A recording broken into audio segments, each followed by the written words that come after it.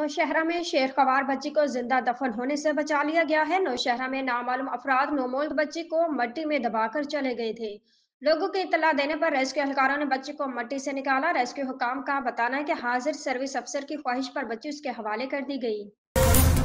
इस्लामाबाद अहम हुकूमत इत्तेहादी chief election commissioner के लिए साबिक चीफ जस्टिस काजी फाइज के हामी निकले। ताहम साबिक जजेस नासिर उल मलिक तसद्दुक जैलानी के नामों पर भी गौर हो रहा है।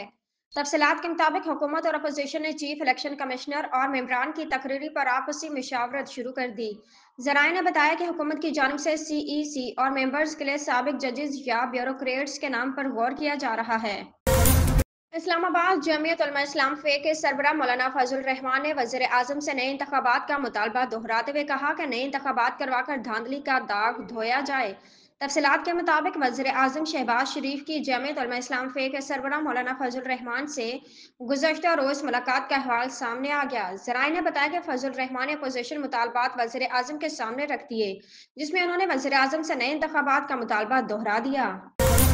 सुप्रीम कोर्ट में जजेस की तैनाती रोकने के लिए 4 जजेस ने चीफ जस्टिस पाकिस्तान याहिया अफरीदी को खत लिख दिया है। ARY न्यूज के मुताबिक चीफ जस्टिस को खत justice Mansoor Ali Shah, justice Munib Akhtar, justice Ayesha Malik और जस्टिस अख्तर मनुल्लाह ने लिखा है, जिसमें कहा गया है कि 26वीं तरमीम के मुकदमे के फैसले तक सुप्रीम कोर्ट में तैनाती रोकी जाए। खत के मतन के मुताबिक इस्लामाबाद हाई कोर्ट जजेस की सीनियरिटी का फैसला होने तक भी सुप्रीम कोर्ट में तैनाती ना की जाए।